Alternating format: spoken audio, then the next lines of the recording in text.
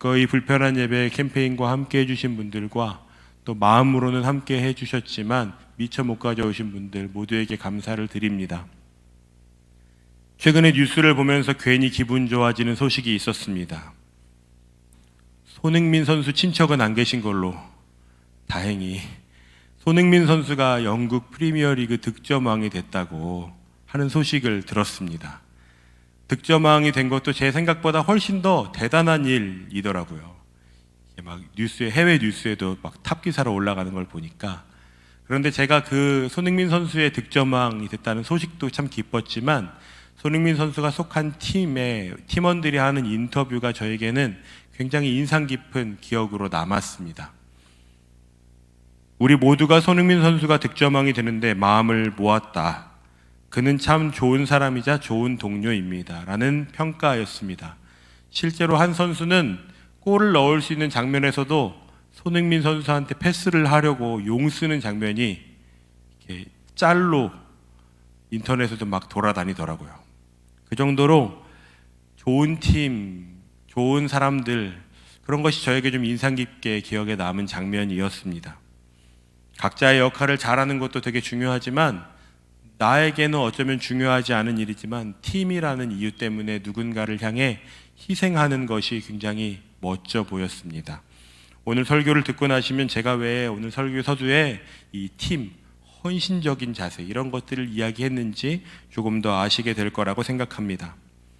바울은 고린도 교회에 쓴 고린도 전서에서 8장부터는 성도들의 질문에 대한 응답을 하고 있다고 말씀을 드렸었습니다. 특히 12장에서 그는 은사에 관련된 이야기를 다루고 있는데요. 고린도 전서 1장 말씀을 한번 펼쳐보겠습니다. 고린도 전서 1장 5절부터 7절입니다. 제가 가진 성경은 263페이지입니다. 네, 함께 볼 수 있는 분들 함께 보겠습니다. 이는 너희가 그 안에서 모든 일, 곧 모든 언변과 모든 지식의 풍족함으로 그리스도의 증거가 너희 중에 견고하게 되어 너희가 모든 은사에 부족함이 없이 우리 주 예수 그리스도의 나타나심을 기다림이라. 아멘. 고린도 교회는 언변과 지식이 풍족했던 것뿐만 아니라 모든 은사에도 부족함이 없었다고 기록하고 있습니다. 이 교회는 그러니까 말할 수 있는 능력도 있고 보여줄 수 있는 은사도 아주 충만했던 교회입니다. 바울은 고린도전서 12장에서 이 은사의 특징들을 몇 가지 언급해주고 있는데요. 3절에서는 이 은사가 예수님으로 말미암아 이루어지는 일이라고, 4절에서는 성령의 은혜에 의해 주어진다고, 5절은 그리스도 예수께서 섬기시던 것과 같은 태도로 하는 거라고, 6절에서는 하나님의 역사에 따른 결과라고. 여기에 보면 예수와 성령과 하나님, 이 삼위일체의 하나님의 역사하심이 이 은사에 연관되어 있는 것을 가르쳐주고 있습니다. 하나님께서 마치 삼위일체가 하나지만 다른 위격을 가지고 사역하시는 것처럼 은사 역시 그 안에는 분명한 통일성이 있어야 한다고 말하고 있는 것입니다. 우리가 어떤 은사가 건강한지 그렇지 못한지를 구별할 수 있는 기준이 몇 가지 있는데 그 중에 한 가지는 그 은사가 하나님을 바라보게 하는지 아니면 그 은사가 그 은사를 발휘하는 사람을 바라보게 하는지를 통해 구별할 수 있습니다. 이해되십니까? 어떤 사람이 어떤 능력을 가졌는데 그 능력으로 말미암아 사람들이 하나님께 자꾸만 나아가게 된다면 그것은 건강한 은사라고 볼 수 있습니다. 그런데 어떤 은사가 방언을 통역해주는 그 사람, 어떤 능력을 발휘하는 그 사람을 주목하게 만든다면 그것은 성경이 말하고 있는 은사의 방법, 사용하는 기준과는 조금 다른 것입니다. 또 하나는 무엇이냐면 그 은사가 성경의 가르침, 이 울타리 안에서 사용되고 있는지를 점검해 볼 필요가 있습니다. 종종 어떤 사람이 내가 예수라고 하는 분들이 있죠. 우리나라에도 통산 30분 정도의 난 예수야 라는 분들이 계신다고 합니다. 저는 아닙니다. 그런 분들이 계시죠. 성경은 그렇게 가르치지 않습니다. 그럴 때 우리가 그 은사는 건강하지 않다 혹은 성경적이지 않다고 구별할 수 있게 되는 것입니다. 성령께서 성도들에게 은사를 맡기신 아주 궁극적인 이유는 그 사람이 가진 은사를 통해 그 사람이 빛나는 것이 아니라 하나님께서 영광을 받으시는 것입니다. 여러분 믿으십니까? 그 은사는 하나님을 바라보게 하는 것입니다. 또 하나가 있다면 그 은사를 통해 성도 공동체가 유익함을 얻는 것입니다. 오늘날 말로 하면 교회가 그 은사를 통해 유익함을 얻는 것을 하나님께서 기대하시며 성도들에게 은사를 부어주셨다는 것입니다. 고린도 교회에는 다양한 은사를 가진 사람들이 있었습니다. 그리고 그 사람들은 각각 자기 자신의 신령함을 드러내는데 그 은사들을 사용하곤 했습니다. 그 중에서도 방언의 은사가 그렇게 쓰였던 것 같습니다. 바울은 지금 성도들이 가지고 온 질문들을 그대로 답변해 주기보다는 왜 고린도 교회 성도들이 그런 질문을 하게 되었는지, 그 사람들의 동기는 무엇인지, 그것들을 가지고 다루는 일에 정성을 다하고 있습니다. 제가 사역하면서 저에게 이런 질문을 해오는 부류의 사람들이 있었습니다. 전도사님 혹은 목사님, 음주나 흡연에 대해서는 어떻게 생각하세요? 성경에 그런 건 나와 있지도 않은데 흡연은 나와 있지도 않잖아요. 제가 한동안은 그 사람의 그 질문을 성경적으로 대답해 주는데 애를 썼던 적이 있습니다. 그런데 요즘은 그렇게 하지 않습니다. 요즘은 이 사람이 이 질문을 한 목적이 뭘까? 그 사람이 그런 질문을 가지고 나오게 된 그 사람의 배경은 뭘까? 그 배경을 다루려고 하는데 더 애를 씁니다. 그 사람이 그런 질문을 가지고 나오는 건 이런 숨은 의도가 있는 거죠. 내가 이걸 질문했을 때 그거 자유로운 거예요. 난 그럼 오늘부터 자유로워져야지 라고 하는 그런 마음이 있는 거죠. 그런 지향점이 있는 것입니다. 고린도 교회 성도들은 지금 방언에 대한 질문을 바울에게 한 것으로 보입니다. 12장부터 14장까지 바울이 은사에 대해 이야기하고 사랑에 대해 이야기하고 하는 것 같이 보이지만 바울이 반복적으로 쓰고 있는 단어가 있다면 방언에 관한 단어입니다. 성도들이 어떤 질문을 했는지 몰라도 아마 이런 기대가 있었던 것으로 충분히 추측할 수 있습니다. 방언하는 것을 자유롭게 열어달라. 방언에도 권세를 부여해달라. 방언은 정말 신령한 것이라는 것을 인정해달라. 이와 같은 요청이 바울에게 있었을 것입니다. 바울은 그 요청에 대해서 지금 대답하고 있는데요. 12장에 보면 바울은 여러 가지 은사를 소개합니다. 화면을 한번 보실까요? 보면 지혜의 말씀, 지식의 말씀, 믿음, 병 고치는 은사, 능력 행함, 예언, 영들 분별함, 각종 방언을 말함, 방언을 통역함. 여러분 잘 보십시오. 바울이 여러 가지 은사를 나열하면서 방언을 어디에 두고 있습니까? 가장 마지막에 두고 있습니다. 고린도교의 성도들은 방언이 제일 중요한 거라고, 방언만큼 신령한 게 없다고 말하고 싶은데 바울은 오히려 그건 여러 은사들 중에 하나일 뿐이야 라고 말하고 있는 것입니다. 바울은 지금 오늘 본문에서 모든 종류의 은사를 다 나열하고 있지 않습니다. 다른 본문을 하나 볼까요? 로마서입니다. 조금만 앞으로 가시면 로마서가 있습니다. 로마서 12장 6절에서 8절 말씀입니다. 신약성경 256페이지입니다. 로마서 12장 6절에서 8절 말씀입니다. 함께 보겠습니다. 우리에게 주신 은혜대로 받은 은사가 각각 다르니 혹 예언이면 믿음의 분수대로, 혹 섬기는 일이면 섬기는 일로, 혹 가르치는 자면 가르치는 일로, 혹 위로하는 자면 위로하는 일로, 구제하는 자는 성실함으로, 다스리는 자는 부지런함으로, 긍휼을 베푸는 자는 즐거움으로 할 것이니라. 아멘. 한 군데 더 볼까요? 에베소서 말씀입니다. 에베소서는 고린도전서에서 조금 더 뒤로 가면 있습니다. 에베소서 4장입니다. 11절에서 12절입니다. 신약성경 314페이지.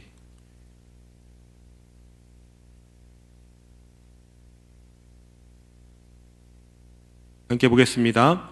그가 어떤 사람은 사도로, 어떤 사람은 선지자로, 어떤 사람은 복음 전하는 자로, 어떤 사람은 목사와 교사로 삼으셨으니 이는 성도를 온전하게 하여 봉사의 일을 하게 하며 그리스도의 몸을 세우려 하심이라. 아멘. 그렇습니다. 바울은 로마서와 에베소서에서 더 다양한 은사들을 소개하고 있습니다. 그러니까 고린도 교회가 지금 가지고 있거나 고린도 교회의 케이스에 가까운 은사들을 고린도 전서에서 바울은 하나하나 언급하고 있습니다. 바울이 볼 때 고린도 교회 그리고 하나님께서 성도들에게 이 은사를 주신 하나님의 목적이 있습니다. 고린도 전서로 다시 한번 가봅시다. 고린도 전서, 이쯤 되면 고린도 전서 12장에는 여러분 책갈피를 하나 꽂아 놓으실 수 있는 팁이 있습니다. 고린도 전서 12장 18절 말씀입니다.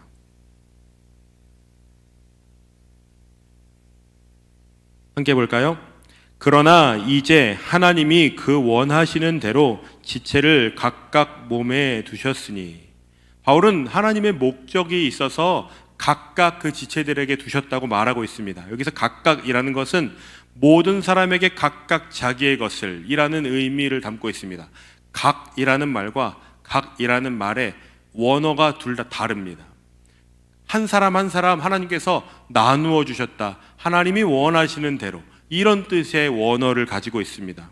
그리고 바울은 12절부터 몸을 비유해서 하나님께서 주신 은사와 공동체를 설명하고 있습니다. 교회를 그리스도의 몸으로 소개하면서 몸은 하나인데 지체가 많다고, 지체가 많아도 한 몸에 그게 속해 있다고 하는 공동체성을 이야기하고 있습니다. 그러니까 성도들은 내가 어떤 은사를 가졌다고 해서 그걸 가지고 자랑하는 것이 그 사람에게 주신 은사의 목적이 아니라, 그것을 가지고 우리 모두가 함께 기쁨을 누릴 수 있도록 어떻게 사용할 수 있을까, 그것을 고민해야 한다고 말하고 있는 것입니다. 지금 고린도 교회는 아마 방언이 다른 은사보다 훨씬 더 신령한 것처럼 그렇게 여기는 사람들이 있는 거죠. 방언할 수 있어요? 방언할 수 있어요? 굉장히 자신 있게 고개를 끄덕이는군요. 네, 방언을 할 수 없는 사람은 괜히 위축되는 거죠. 나는 덜 신령한 사람인가?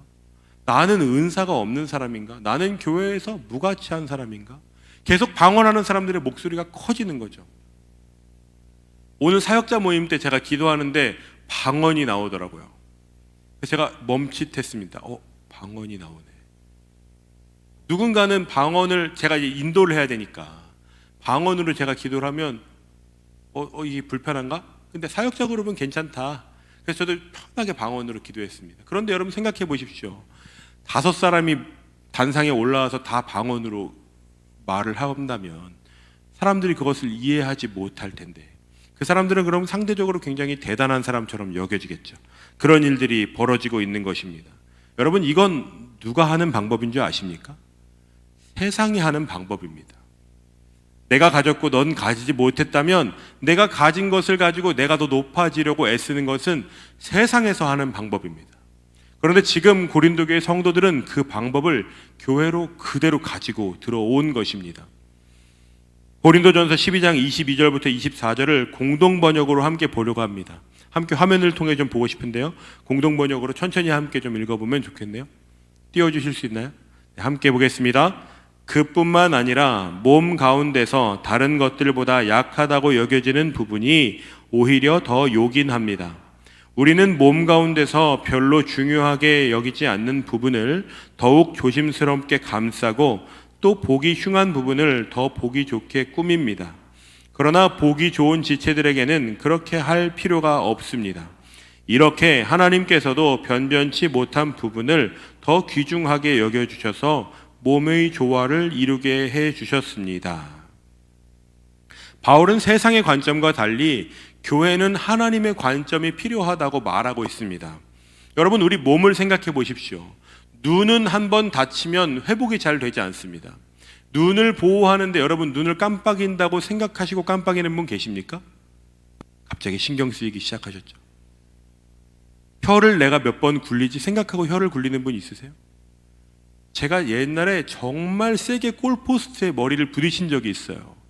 그런데 대단한 건 골포스트보다 제 두개골이 훨씬 더 강하더라고요. 골포스트가 휘었습니다. 왜 그럴까요? 뇌는 충격에 약하거든요. 하나님께서 만드신 디자인이 있습니다. 강한 것은 강함을 위해 존재하는 것이 아니라 약한 것을 보호하기 위해 존재해야 한다는 하나님의 창조의 디자인이 있는 것입니다. 지금 바울이 말하는 것은 이런 것이죠. 세상은 약한 사람을 더 약하게 만드는 데 관심을 기울이지만 교회는 목적이 그것이 아니야. 오히려 약한 사람을 위해 우리가 존재한다라는 말을 하는 것입니다. 여러분 잘 생각해 보십시오. 바울이 지금 약한 사람이 있다는 것을 부정하는 것이 아닙니다. 약한 사람이 있습니다. 약점이 있죠. 저에게도 약점이 있습니다. 어제 저녁에 배가 고픈 거예요. 저녁에 뭔가를 너무너무 먹고 싶은 거예요. 그것이 저에겐 큰 약점입니다. 극복하기가 어려워요. 어제는 오늘이 주일이니까 극복할 수 있었죠. 내일 컨디션이 안 좋으면 안 돼. 날마다 흔들립니다. 집에 갈 때 생각하죠. 오늘은 조금만 먹어야지. 약점이 있어요. 모두에게 약점이 있습니다. 세상은 약한 걸 드러내면 안 돼. 손해보는 거야 라고 말할 때 바울은 지금 그래 교회 안에 약한 게 있을 수 있지. 누군가는 그것이 약점일 수 있어. 제 친구 중에 음치가 있습니다. 음치가 오늘 해선자매가 노래하는 걸 봤다면 어땠을까요? 와 이렇게 했죠. 저도 여기서 앉아서 나오는 걸 까먹었어요. 저렇게 노래를 할 수 있다니. 누군가는 노래를 잘하는 사람도 있지만 누군가는 음악적으로 약점이 있는 사람이 있을 수 있죠. 그런데 우린 자꾸 그것을 아닌 척합니다. 바울은 지금 이렇게 얘기합니다. 약점이 있을 수 있어. 공동체 안에 약함과 강함은 같이 존재하는 거야. 그게 자연스러운 일이야. 그렇습니다, 여러분. 그것은 자연스러운 일입니다. 바울은 더 나아가서 이렇게 얘기합니다. 고린도전서 12장 25절과 26절입니다. 이번엔 이 번역이 조금 더 잘 맞더라고요. 함께 볼까요? 하나님께서 우리 몸을 설계하신 방식이야말로 우리가 교회를 이루어 함께 살아가는 삶을 이해하는데 적합한 모형입니다. 우리가 언급한 지체이든 그렇지 않은 지체이든 눈에 보이는 지체이든 그렇지 않은 지체이든 간에 각각의 지체는 저마다 다른 지체를 의지합니다. 한 지체가 아프면 다른 모든 지체도 그 지체의 아픔과 치료에 동참합니다. 한 지체가 잘 되면 다른 모든 지체도 그 지체의 풍성함을 누립니다. 여러분 이것은 교회만이 할 수 있는 일입니다. 이걸 누가 가르쳤는지 아십니까? 예수님께서 가르치셨습니다. 조금 본문을 넘어가야 되지만 로마서 12장 15절 함께 볼까요? 로마서 12장 15절. 예수님께서 가르쳐주신 예수님의 가르침의 진리가 이 구절 안에 담겨 있습니다. 로마서 12장 15절 함께 볼까요? 시작. 너희를 박해하는 함께 봅시다. 즐거워하는 자들과 함께 즐거워하고 우는 자들과 함께 울라. 16절. 서로 마음을 같이 하며 높은 데 마음을 두지 말고 도리어 낮은 데 처하며 스스로 지혜 있는 채 하지 말라. 나만을 외치던 삶이 세상의 방식이라면 교회의 방식은 지금 우리가 말한 것처럼 마음을 같이 하고 높은 데 마음을 두지 말라고. 즐거워하는 일, 함께 즐거워하고 함께 우는 일, 그런 것을 해보라고 교회 공동체가 존재하고 있는 것입니다. 고린도 교회는 언변과 지식과 은사와 같은 것이 아주 풍족한 교회였지만 그것을 나를 위해서만 사용하는 데 그쳤던 교회입니다. 2015년 16년에 방송됐던 서바이벌 프로그램이 기억납니다. 101명의 연습생들이 삼각형 무대를 세우고 이런 노래를 불렀습니다. Pick me, pick me, pick me up. 시즌2는 이런 노래였습니다. 나야 나, 오늘 밤 주인공은 나야 나. 나야 나가 몇 번 등장하는지 아십니까? 이 노래. 여러분 세상은 이것이 맞다고 달려갑니다. 나를 뽑아달라고. 내가 중요하다고. 나는 이런 걸 가진 사람이라고. 자기 PR을 부정하는 것이 아닙니다, 여러분. 그런데 교회 공동체에서도 그런 일들을 하고 있다는 것이 문제입니다. 왜냐하면 고린도 교회가 있는 지역, 그 지역 자체는 개인주의가 아주 팽배했던 곳입니다. 남들이 알지 못하는 지식을 가진 사람은 박수를 받았습니다. 다른 사람이 가지지 못한 능력을 가진 사람은 박수를 받는 시대였습니다. 게다가 그곳은 영지주의의 시작이 되는 아이디어들이 아주 막 발생하던 곳입니다. 영적인 것은 신령한 거라고. 그러니까 육체적인 기능이 뛰어난 사람보다 영적인 기능이 뛰어난 사람이 훨씬 더 높은 대우를 받던 시대입니다. 그러니까 그곳에 자연스럽게 고린도 교회 성도들도 그런 방식으로 살아가고 있는 것이죠. 고린도 교회 성도들의 관심은 지금 개인, 내가 가진 은사에 있지만 복음의 관심은 그곳에 있지 않습니다. 사람, 공동체에 관심이 있습니다. 24절, 오늘 저희가 본 본문 24절에 고르게 하셨다라고 하는 표현이 등장하는데, 이 표현은 다른 영어 본문을 보면 구성하다, 연합시키다 이런 단어로 사용되고 있습니다. 하나님께서 그 은사들을 주신 이유는 결국은 그 은사를 통해 너희들이 고르게 되는 거, 은사들로 말미암아 한 몸이 되어보는 거, 너희들의 역할이 다르지만 함께 하는 것에 대한 비밀을 경험해 보는 것을 해보라고 하나님께서 은사를 우리에게 허락해 주셨습니다. 한 지체의 기쁨에 모두가 기뻐하는 이러한 일들은 교회에만 있습니다. 다른 곳에선 이것을 해보려고 추구하긴 하지만 그것이 여러분 복음 외에는 불가능합니다. 세상이 그것을 추구하고 싶어도 여러분 진리 안에 있지 않으면 그것을 추구할 수 없습니다. 다시 말하면 여러분들 역시도 우리가 성도라는 직분으로 공동체 안에서 살아가지만 여러분 예수 그리스도 안에 거하시지 않으면, 그 몸 안에 포함되어 있지 않으면 우리도 그것을 할 수 없습니다. 여러분 그런 실패 겪어보신 분들 많으시죠? 세상의 방식을 교회에서도 경험하는 일들이 종종 있습니다. 그런데 그렇더라도 교회가 존재하는 이유는 계속해서 예수님의 방법을 도전해 보는 것이 우리의 부르심이십니다. 고린도전서 12장, 오늘 본문 12장 27절 함께 볼까요? 바울은 이렇게 말합니다. 고린도전서 12장 27절, 신약성경 278페이지입니다. 함께 봅시다. 너희는 그리스도의 몸이요 지체의 각 부분이라. 너희는 그리스도의 몸, 지체의 각 부분. 나는 개인으로서 존재하는 게 아니라 예수 그리스도라고 하는 몸 안에 표현된 것이구나, 몸 안에 포함되어 있는 것이구나, 그것이 우리의 정체성이라는 것입니다. 여러분 개인전을 멈추십시오. 이것은 팀전입니다. 누군가 대학 다닐 때 여러분 발제할 때 버스를 탄 팀원을 경험해 보신 적이 있으시죠? 저도 있습니다. 이름을 지우고 싶은 마음이 들더라고요. 여러분 교회는 그것을 기꺼이 해보는 곳입니다. 거대한 팀으로 그것을 해보는 거죠. 그래서 교회에는 여러분 다양한 사람들이 있습니다. 다양한 성향, 다양한 옷을 고르는 것도 다양합니다. 머리 스타일도 다양하죠. 다양한 출신, 다양한 신앙의 수준이 있습니다. 어떤 사람은 교회를 아주 오래 다녀서 30대이지만 권사님 같이 예배를 드리는 분들도 있죠. 어떤 분들은 나중에 예수를 믿어서 나이에 비해 신앙 경력이 짧은 분들도 있습니다.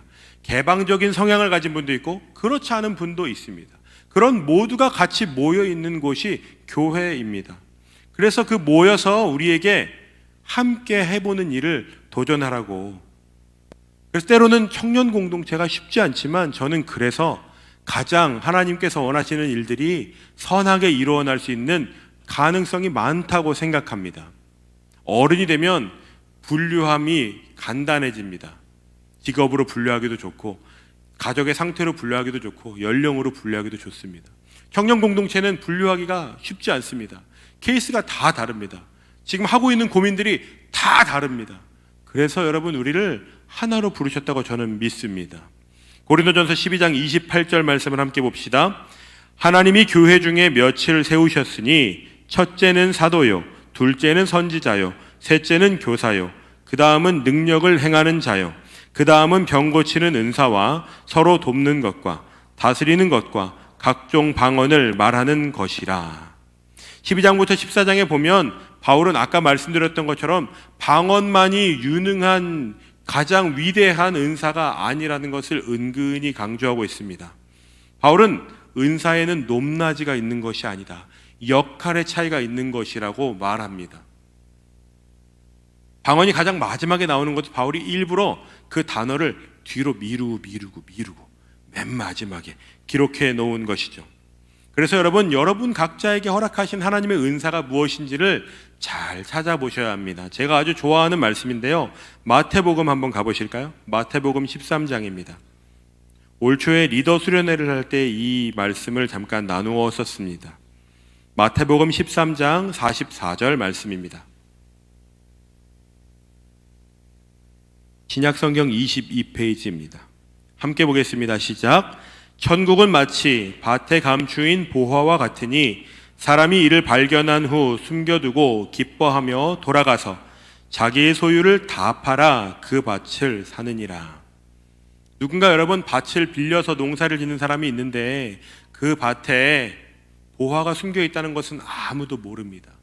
그러면 그 밭을 그 사람만 빌려서 농사 짓지는 않았겠죠. 그런데 다른 사람들은 그곳에서 보화를 발견하지 못했습니다.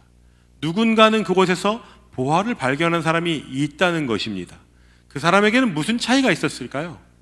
빌려서 하는 거니까 어느 정도 수익만 나면 되는 거지 뭐.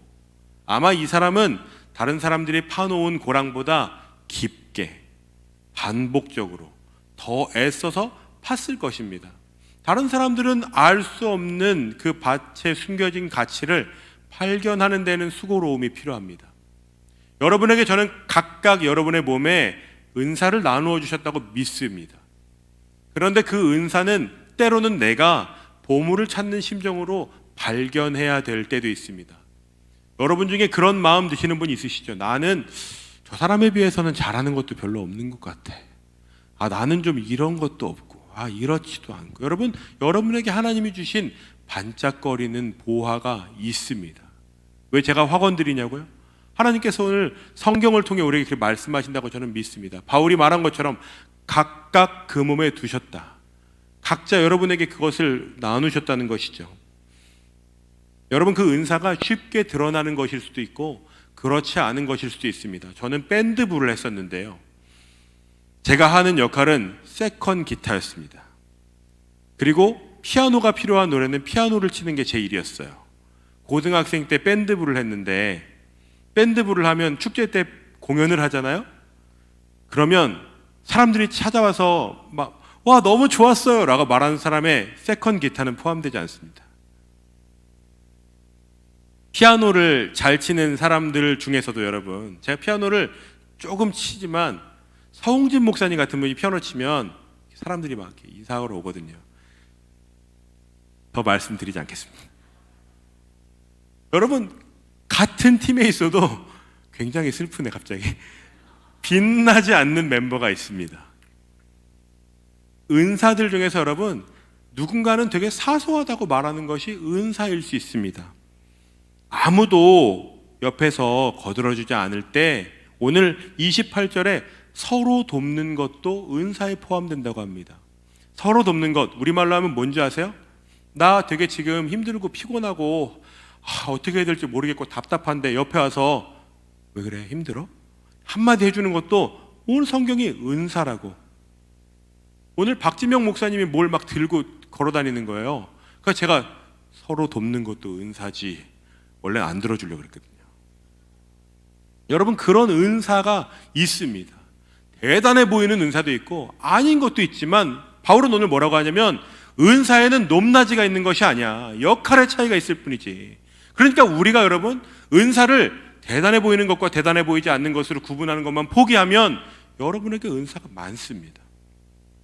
누군가는 병 고치는 은사, 방언, 통역 이런 은사가 있지만 여러분 모두가 다 그런 은사를 가질 수 없습니다. 오히려 여러분 각각의 존재로 빛나는 역할, 빛나는 때가 있습니다. 그것을 기다려 보십시오. 하나님께서 여러분을 괜히 믿음을 심어주시고 괜히 구원하시고 신촌성결교회라는 공동체에 괜히 부르시지 않았습니다. 우리를 교회로 묶으실 때, 여러분 각각을 부르실 때 하나님의 기대가 분명히 있다고 저는 믿습니다. 여러분, 꽃이 피는 시기가 다릅니다. 벚꽃은 아름답지만 봄철이 되면 벚꽃이 끝납니다. 가을이 되면 가을에 빛을 발하는 꽃이 있습니다. 여러분, 겨울에도 꽃이 핍니다. 그 시기가 있는 것입니다. 여러분에게 주신 은사가 꽃 피우는 때가 있다고 저는 믿습니다. 오늘 본문 마지막 구절에서 바울은 이렇게 얘기합니다. 31절 말씀입니다. 고린도전서 다시 한번 가보시죠. 12장 31절입니다. 함께 읽어볼까요? 너희는 더욱 큰 은사를 사모하라. 내가 또한 가장 좋은 길을 너희에게 보이리라. 여기에 은사는 여러분 복수로 표현되어 있습니다. 정확히 번역하면 너희는 더욱 큰 은사들을 사모해. 그 은사는 무엇인지 아십니까? 성경 고린도전서 13장을 보십시오. 내가 사람의 방언과 천사의 말을 할지라도 사랑이 없으면, 여러분 그 은사 중에 가장 좋은 은사는 사랑입니다. 다른 무엇과도 비교할 수 없는 은사가 있다면 그것은 사랑입니다. 사랑 안에 각각에게 맡겨져 있는 은사들을 발휘해보는 것이 오늘 바울이 소개하는 가장 좋은 길입니다. 여러분 스테인드 글라스라는 거 아시죠? 이미지 한번 띄워주시죠. 지금 보시는 이미지는 스페인에 있는 사그라다 파밀리아 성당의 한 부분입니다.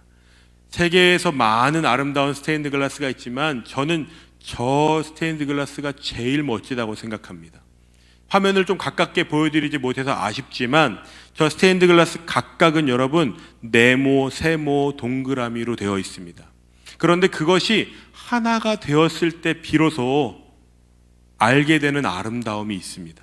그리고 여러분 그것은 단지 저 스테인드 글라스뿐만 아니라 저 스테인드 글라스를 투영해서 벽을 비칠 때 그 아름다움이 배가 되는 것입니다. 저는 우리 존재가 저러한 것이라고 생각합니다. 하나님께서 우리를 기가 막힌 스테인드 글라스로 만드셨다고 저는 믿습니다. 아직까지 그 모양이 뭔지 연습도 많이 해야 하고 미숙하기도 하고 너 나랑 맞는 짝 맞아? 맞아? 아니네 이럴 때도 있지만 하나님의 실력이 우리를 하나로 부르셨다면 하나님이 그 그림을 완성하시는 중이라고 저는 믿습니다. 그래서 여러분 그 도전을 계속 해보자고 도전 드리고 싶은 것입니다. 내가 나를 사랑하는 것처럼 여러분 지체들을 사랑하는 마음으로, 누군가는 나보다 더 가진 사람도 있고 그렇지 않은 사람도 있고, 그럴 때 우리 안에 우리의 다름 속에 하나님 어떤 일을 하시려고 하는 걸까 하는 마음으로 나아가 주시기를 부탁드려보고 싶습니다. 저희는 이번 5월을 가정의 달로 지키며 예배 드렸습니다. 여러 관계들, 가정을 다루고 지난주에 셀 가족주일 함께 나누기도 했습니다. 그 마지막 이야기는 공동체에 대한 이야기입니다. 한 개인으로도 빛을 낼 수 있지만 치열해도 서로를 안아주고 감싸주고 때로는 가시에 찔리기도 해도 보듬켜 안아보는 일, 손을 붙잡아보는 일, 마음을 나누어 보는 일, 나랑 잘 맞지 않는 사람들하고 함께 무언가를 해보는 일, 그러한 일들을 포기하지 않고 싶습니다. 성경은 예수께서 그 일을 우리에게 완성하셨다고 말합니다. 우리 이 구절 찾고 나서 기도하면 좋겠는데 에베소서 말씀입니다.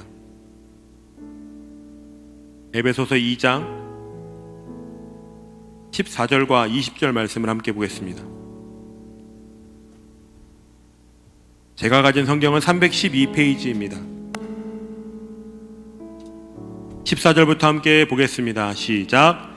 그는 우리의 화평이신지라 둘로 하나를 만드사 원수된 것 곧 중간에 막힌 담을 자기 육체로 허시고. 20절. 너희는 사도들과 선지자들의 터 위에 세우심을 입은 자라 그리스도 예수께서 친히 모퉁이 돌이 되셨습니다. 아멘. 여러분 예수께서 우리를 연합할 수 있도록 이미 모으셨습니다. 우리가 해야 하는 일은 무엇인지 아십니까? 비교하는 것을 멈추고 세상에서 맞다고 하는 기준을 멈추고 서로가 함께 연합하는 일을 해보는 것입니다. 잘 안 되고 미숙하고 실수하고 실패할 때가 있지만 하나님이 그것을 완성하실 것입니다. 그래서 여러분 이 일을 함께 도전할 때 오늘 이 찬양을 좀 고백하고 싶은데요, 우리가 하나가 되었을 때 비로소 알게 되는 그림을 기대하는 마음으로 이 찬양을 함께 고백 드리고 싶습니다. 좋은 팀, 좋은 공동체, 세상에서 왜 저 사람들은 저렇게 하는 거야? 라고 궁금해할 만한 은혜를 우리가 입었습니다. 그 은혜를 기억하는 마음으로 이 찬양을 함께 고백할 때 여러분 가사를 잘 묵상하면서 함께 이 찬양 부르면 좋겠습니다.